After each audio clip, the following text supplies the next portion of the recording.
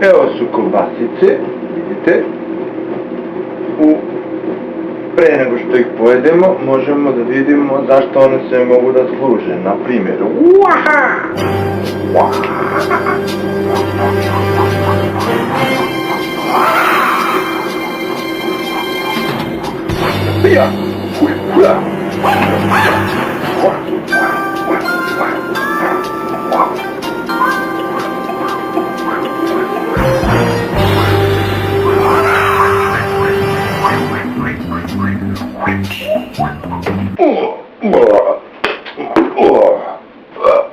puč.